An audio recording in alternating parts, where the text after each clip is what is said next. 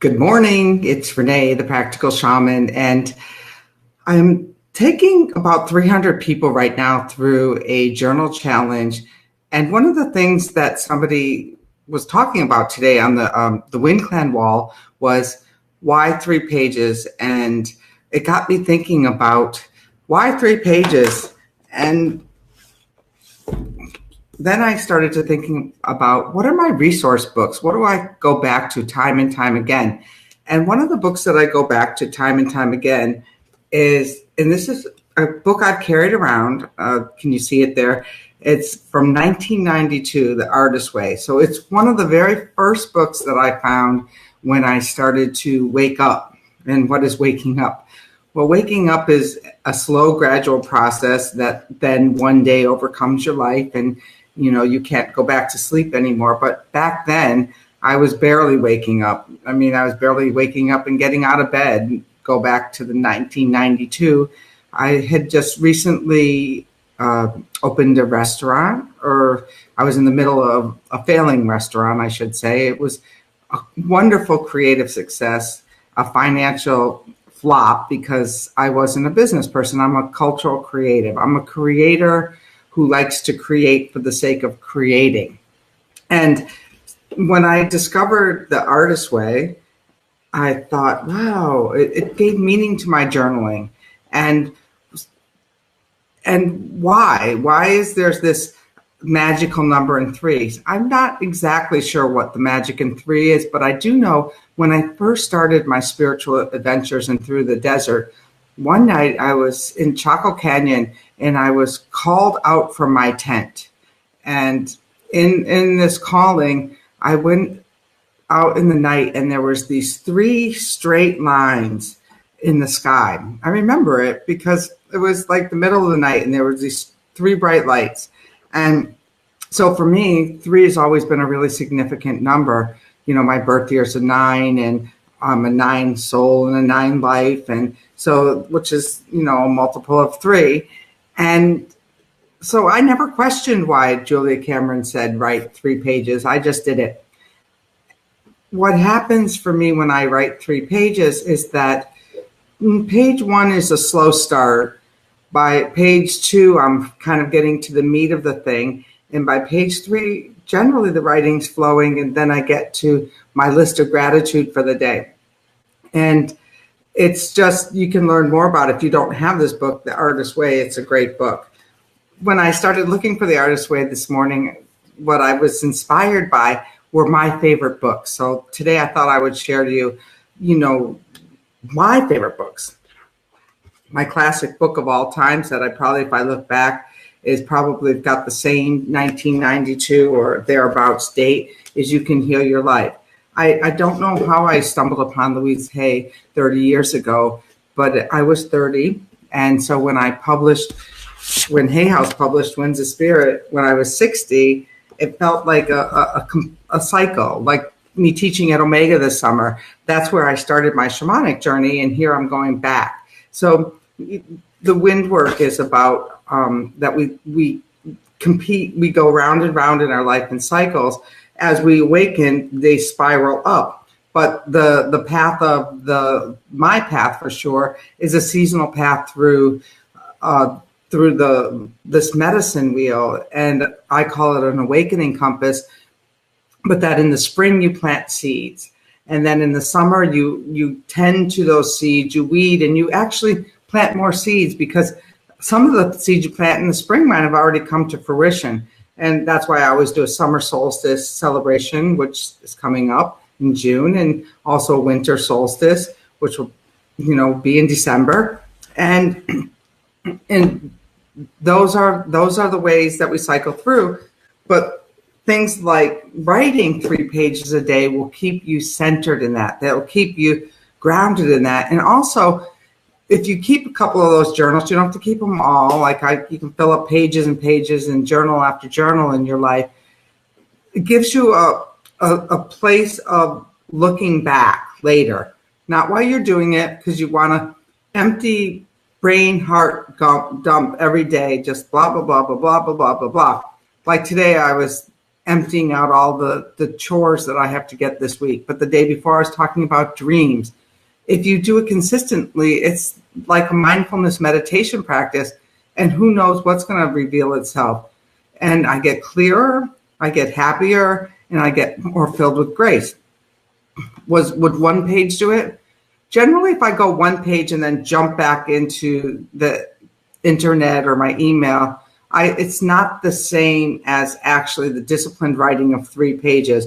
It's a structured process. There's still time to join the journal challenge. I have it running automatically, so you'll just sign up over at the journal challenge page, and then you'll get the daily prompt. So there is no I'm on day and I'm on this and I'm on that. No, it's an ongoing mindfulness-based practice that will get you centered, make sure that you're weeding your garden and planting seeds so that you have a successful 2018, 19, 20, whatever year you're listening to this. I always try to not date these because somebody might be listening. I had this book since 1992. Well, maybe somebody's listening who's going to be listening to this in 2022. You never know. And I bet you writing 3 pages a day will still be valuable. So you get a blank piece of paper, a journal, and then in the morning you wake up, you can make your cup of coffee if you like that, glass of water, go sit in your garden. I go back to bed and I write. I don't look at my phone first. I don't look at my email first. I write. And then I start with my dreams and I end with my gratitude. You could reverse it, but the point is to fill up 3 pages with a brain, heart, gut dump every single day. We're doing it for 21 days. 21 days makes it a habit. So it might be something you start now, and like me, 30 years later, you'll still be doing it. I mean, I've taken breaks, so don't think I've done it constantly since I was 11, but I've been journaling since I was 11. I started the 3 pages, the morning pages, as Julia Cameron likes to call them, when I was 30, and I just turned 60. So they've been a regular part of my life.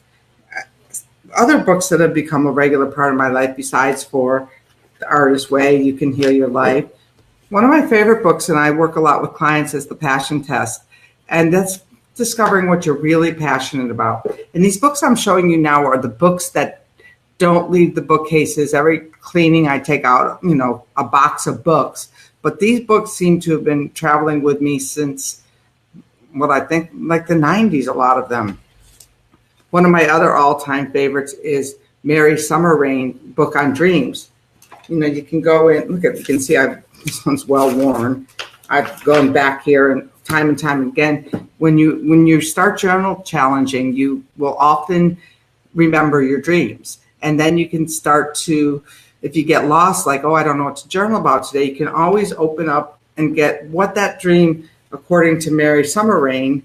And again, this is, if it is your dream, you get the right to interpret it any way you want. But over the years, she has some common symbols that show up in many people's dreamscapes. In fact, Michael Harner, when I first met him, the author of the I think it's The Shaman's Way, I don't know, that's not one of my collection here, talked about that he always wanted to map the dream world, the underworld, the overworld, so that we could see where we meet in those playing fields. But we're going over my favorite books today, and Animal Speaks by Ted Andrews. Again, sometimes when you're journaling, animals will come to you, or they'll cross your path when you're out hiking or just out in your yard, a different bird or salamanders, or my cat brought in a lizard a couple of weeks ago. It's really helpful to have a place to go and find out what different animals meant in the native traditions. Now we're talking today, I'm Renee, the Practical Shaman. We're talking about my favorite all-time books that I refer back to over and over again. I haven't been in this one from a long time, but when I was first getting sober at 30, I wanted to take up some drawing. Oh, nice. It's Lauren's favorite book too, Animal Speaks. I think that's a classic. If you only have a couple books in your library, it would be Animal Speaks, You Can Heal Your Life. And of course, now you want to have Winds of Spirit, because I believe that this book, like You Can Heal Your Life and Animal Speaks, is going to be around a lot longer, several decades. In fact, sometimes I wonder if it's going to be the children that will be like referring back to that book, like the Book of Ruins, which I don't have out here, but it's also a timeless book. These are the timeless books. Drawing from the right side of the brain, especially for those of you taking the journal challenge who are looking to do a journal on drawing, really teaches you how to move from that thinking I got to draw a person to how to draw shapes, how to move with drawing without getting in your own way and thinking about it just too much. And that was really insightful for me, because when I first started to paint, let me go here. One of my favorite all-time books, as you can see, has been used up well and abused. And you don't really probably need this one, but it's one of the ones that I never throw away. It's The Professional Chef. I was a chef. And at 30, I opened a restaurant, and within the next day after my grand opening, my father went home and had a massive stroke. And I didn't know at the time that grieving was a physical process that one needs to do in order to heal and move on in their life. It's a cycle. Grief is a cycle. It has gaps. You have to stop, all of that. And I didn't know that. So I quickly became lost in, I was using at the time, and I got burnt out on cooking. Hey, Raven's here. I got burnt out on cooking. So what I did was I sat there for a minute. I got some help, because when you get burnt out, there's a place where there's no light in your candle. And no matter how many times oh, great. Do you like my new mic? The new mic is great, huh? It sounds pretty good. No matter how many times you take out your flamethrower, your match, and try to light that candle, it snuffs out.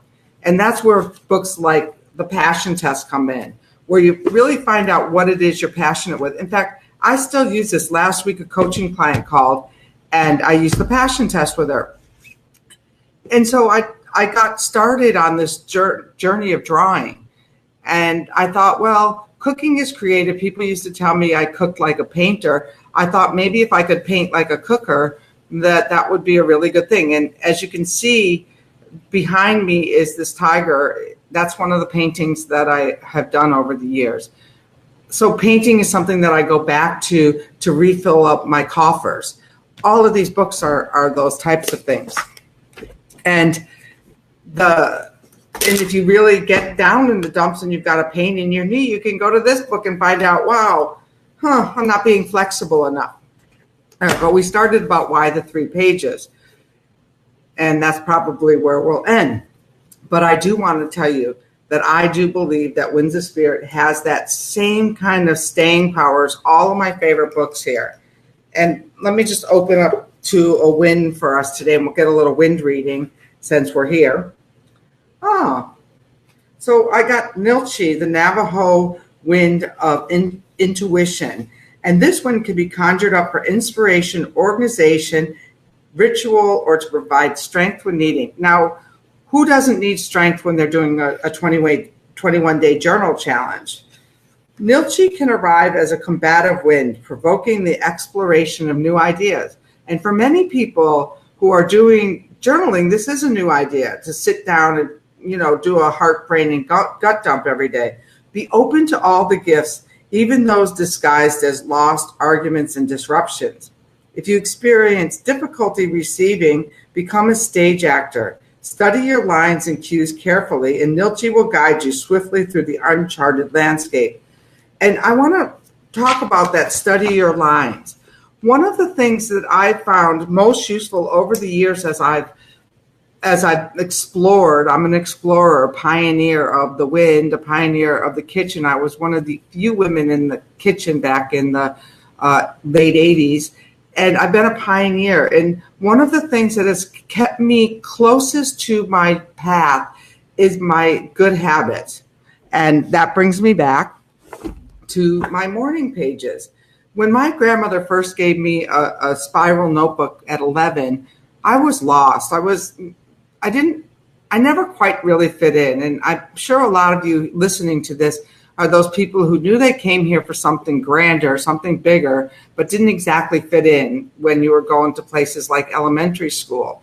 I mean, one of the things when I didn't fit in was that I wore knee socks when everyone else was wearing something that was way cooler, because I like to be warm and I like to be comfortable. So comfort and warmth for me has always been a guiding factor, but it didn't make me the most popular fashionista in elementary and junior high school and high school. But what saved someone like my soul was writing, clinging to these journals. I still have some of my very first journals. I've since shredded lots of them. And these books that have guided me along the way, from the cookbook to You Can Heal Your Life, to the Dream Book, to Animal Speaks. And now, it never seems to amaze me when I open to Winds of Spirit, how if we're talking about creativity or about this instanding, as Nilce is, creative wind, how that shows up in our lives. So I'm going to end this live by calling to Nilce to help us on this journal challenge. And you may or may not be taking it, but challenge yourself to something in June, because June is the time when your crops are growing. You're growing that corn, and does it need nitrogen? Does it need fertilizer? Does it need weeding? But for me, the journal challenge is a great way to weed out what's working and what's not working in my life, so that these crops that I'm growing this year in 2018 become strong, that the harvest becomes strong, that I can sneak in a second planting here. And for me, what that second planting is I'm starting to add other workshops and training in, because I see what I've gotten to this far, say, okay, that's working, let me add. But you can't add if you don't take a regular inventory of where you're at in your life. So let's call to Nilce to bring in that instanding wind and to help us with our creative pursuits today. So this is my wind whistle. You can order them on the Practical Shaman website. They're being handmade by a Spanish-speaking man in Mexico. Oh, by the way, the Winds of Spirit is being translated into Spanish as we speak. So if you are not an English speaker, well, you're probably not listening to this call today, but it's coming soon. All right. So we're called to Nilce, which is the Navajo instanding wind. And close your eyes if you're comfortable and call to this wind. On the first one, see Nilce coming in and grounding you to the earth, so that you know where you are, you know where your magnetic north is, and you're aligned to today's purpose. The second wind whistle in, we're going to call in Nilce, and we're going to just allow this wind, this instanding creative wind, to fill up our soul. And then the third one, we're going to create a little energy popo, a little energy bubble around us, so that whatever's not ours will bounce off of us, and whatever is ours will expand within our soul's purpose.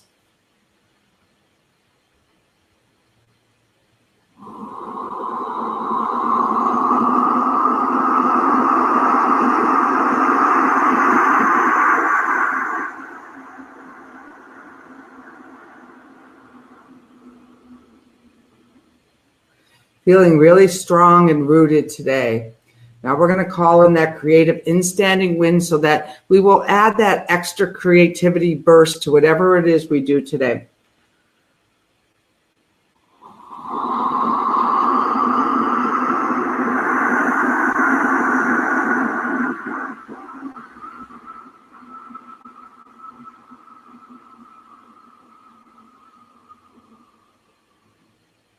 And with this third wind whistle, we're going to create an energy bubble around us, so that all that is not ours bounces off and returns back to wherever it goes with love, and that we're in this sacred energy bubble for ourselves, so that we can continue to create, nurture the seeds that we planted, and plant some new seeds.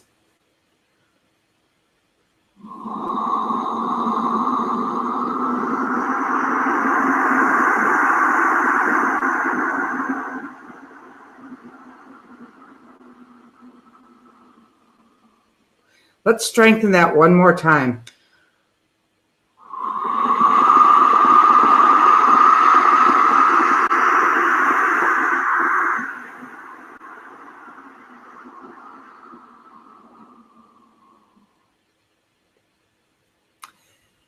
Wow, that felt really great for me.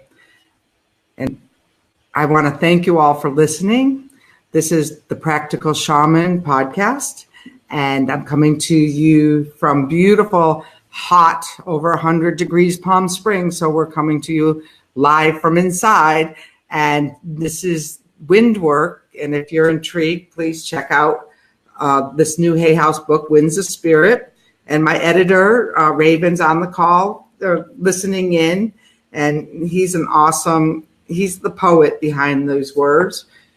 And we're talking about doing your journaling and doing your 3 pages that keep you aligned and centered to your highest and best purpose.